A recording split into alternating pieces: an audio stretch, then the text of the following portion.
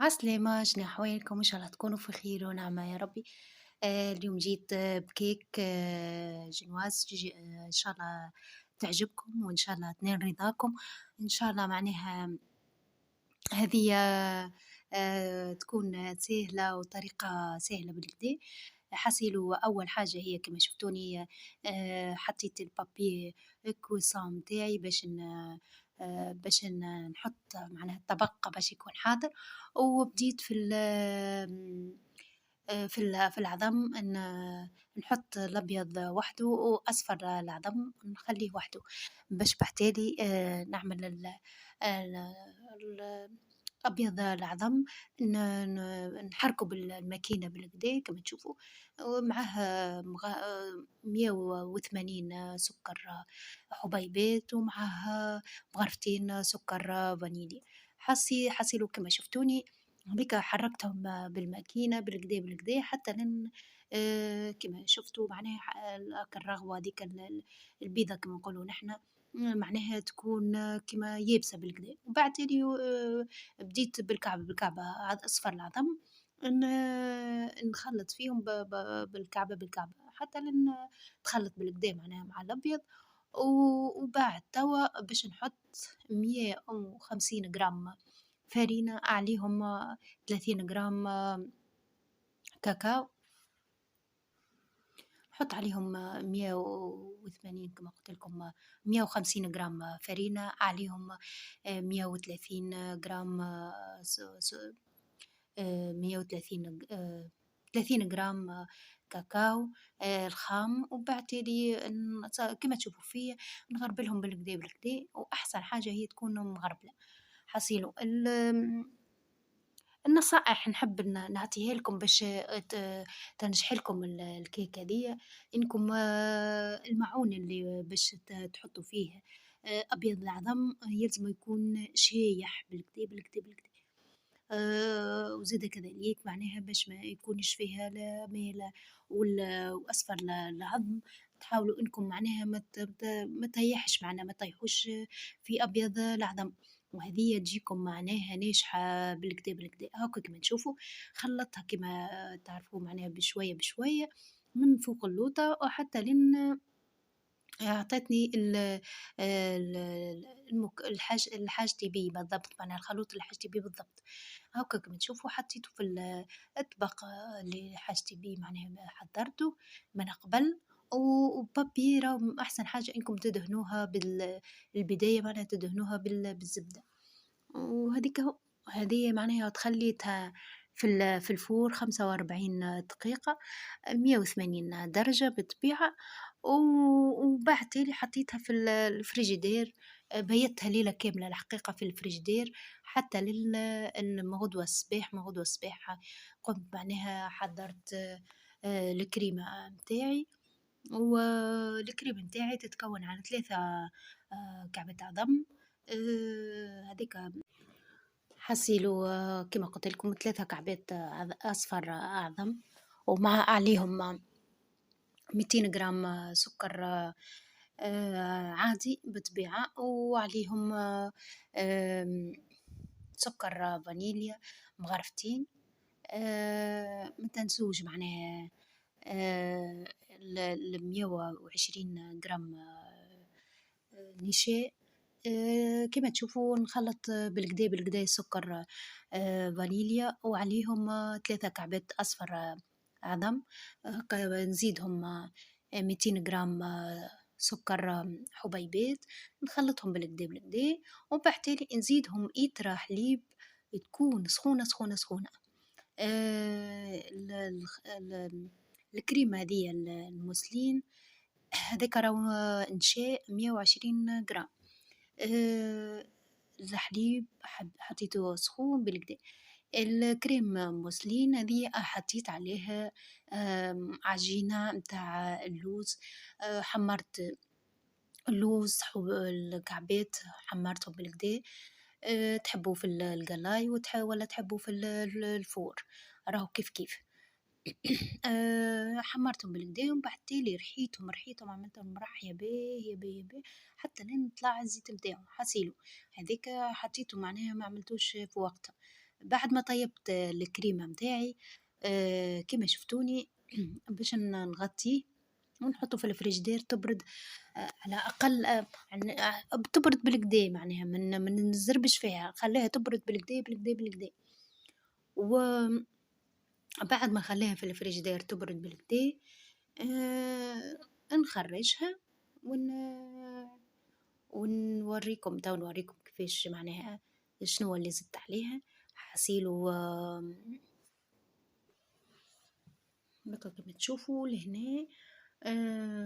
لهنا عندي هدية شريتها جديدة، فرحانة الحقيقة بها، فيها برشا حاجات معناها عجبتني، وخاصة الآلة العجيبة اللي تقص لي الكيكة معناها وهذه نجم معناها وكان ندهن بها.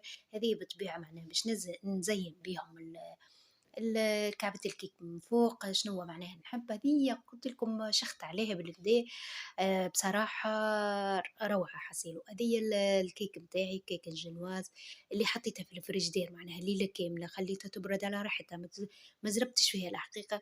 وانتم كان ديما معناها كي تحبوا طيبوها من نهارها مستحسن انكم تطيبوها على بكري وتحطها في الفريجدير تخلوها تبرد على راحتها ما تزربوش فيها حصيلو. هوني هاكا كما تشوفوا أنا قاعدة نركب معناها في السكينة معناها هذية معناها عجبتني بصراحة كيفاش معناها لا تخليني معناها لا قياس لحد شيء معناها الكيكة تجيني مسوية تجي على الكيف معناها كيما نحب أنا بالضبط. هاكا هذه الكيكة متاعنا هاكا كما تشوفوا.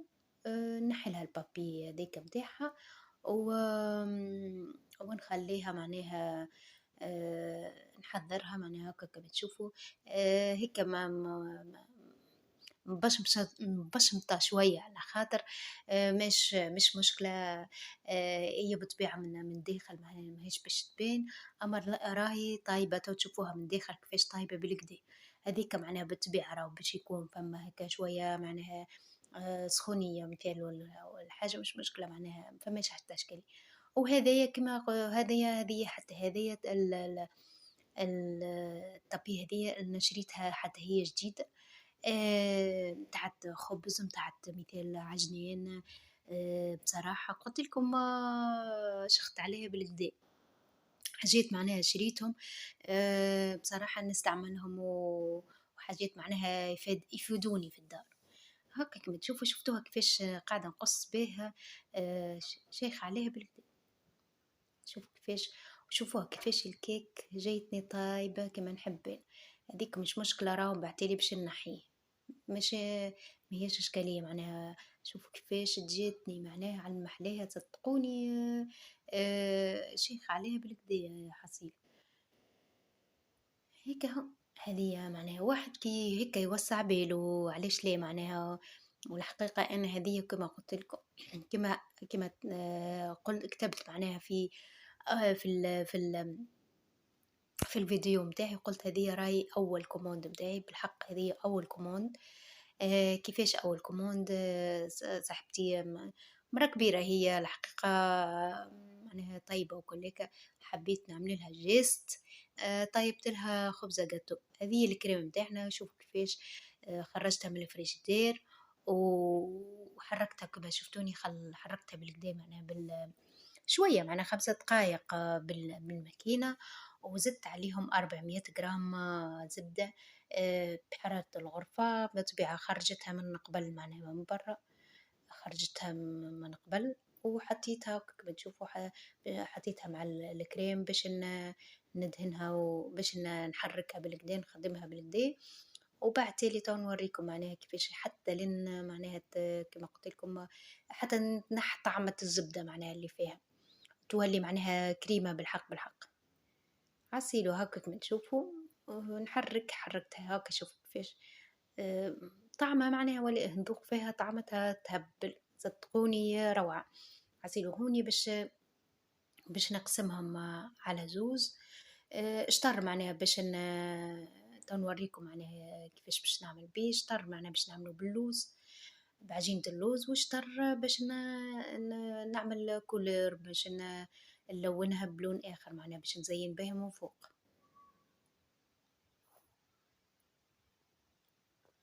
حاسيلو كيما قلت لكم عاد أول كوموند. هي الحقيقة ما في بالهاش إني أنا باش نعمل لها معناها الجست هذيا. هكا هو، هذه العجينة متاعي، شوفوها كيفاش عجينة كيما نحب أنا بالضبط. فهمتوا؟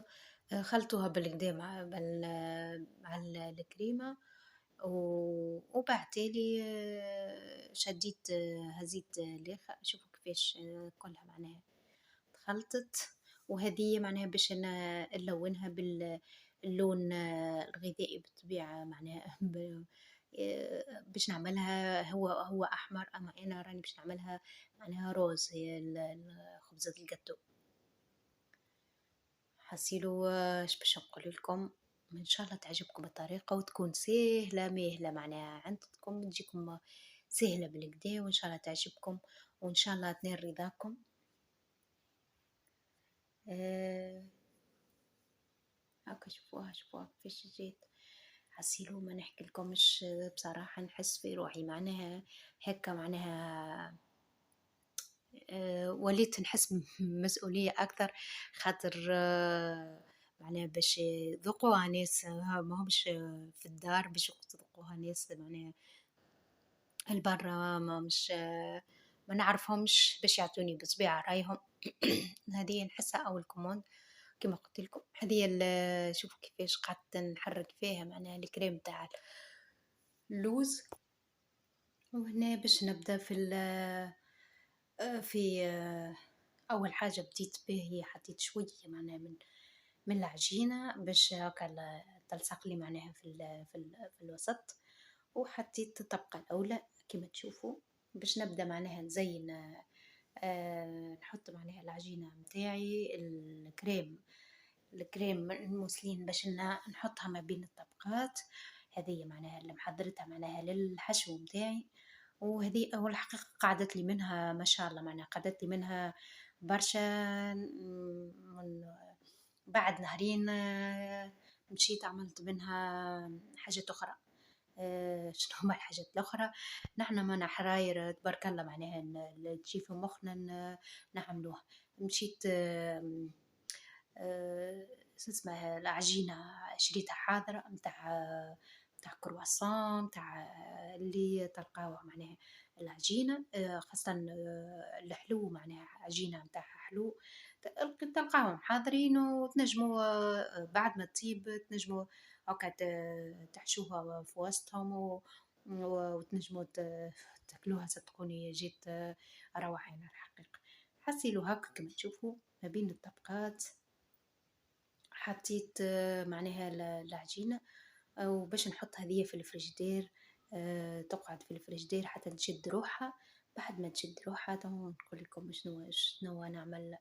الجو حسيلو روعة روعة روعة جاتني.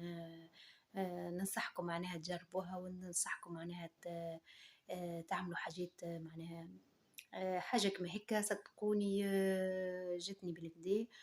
صاحبتي عجبتها، فما شكون معناها من صحابة معناها قالوا لي نحبوا تعملي لنا حاجات كما هكايا. شجعوني اعطوني معناها هكا طاقة معناها فرحوني على حبيت انا كما تعرفون نحب انا طبخ وكل انواعه معناها فهمتني. حسيلو هوني هكا كما تشوفوا الكريم شطر الاخر مشيت شفتوا كيفاش جاني معناها الروز كما حبيت عليه انا. حطيتها في الفريجدير وزدت خدمتها شويه بعد ما خرجتها من الفريجدير، زدت خدمتها شويه وباش نزين بها عاد من فوق. وما نحكي لكم باش خرجت الكيك بتاعي من الفريجدير هاكا كيما تشوفوا خرجتها من الفريجدير شدت روحها ما بين الطبقات هذيك، وزينت كلها معناها من فوق كما حبيت انا وحطيتها في الفريجدير. الله غالب ما تصورتليش اللي انا معناها كيفاش نزين فيها. بعد ما خرجتها من الفريجدير لقيتها هكا ضربت شويه كما شفتوها ضربات هذوكم، صلحتهم دام هي شاده روحها تبارك الله. ديك الزبده سسمه ديك الشوكولاته بيضاء راني ذوبت هكاكا في حمام ماء نقولوا نحنا معناها بخار متاع الماء. خليتها تذوب، ما زدتها حتى شي وحطيتها من فوق. حتى معناها كيما نقولوا نحنا عشوائي، أما جات صدقوني الزينة معناها منظرها معناها جاي بالكدا، جا روعة روعة روعة. وزيد معناها البنة اللي فيها بنة عالمية صدقوني، ننصحكم انكم تجربوها وتعطوني رايكم بالطبيعة. ما تبخلوش عليا برايكم وبنصايحكم بالطبيعة. هاكا كما تشوفوا قاعد نزين فيها من فوق، وكعبات معناها هيك جاوني الكريم هذيك الموسلين اللي قعدت، معناها بعد ما ما كملت معناها زينتها هي الكيك، قعد لي معناها شوية. اللي قعد معناها حطيته حتى هو بالفريجيدير باش يشد روحه باش ما يذوبليش كما تعرفوا زبدة وكلك. وبعد اللي زين هاكا كما تشوفوا زينت بها من فوق كما حبيت انا. و... و... ما نحكي لكم مش حصيله روعة. إن شاء الله تكون عجبتكم الطريقة، وإن شاء الله تجربوها، ونخليكم في أمان الله. باي باي، مع السلامة.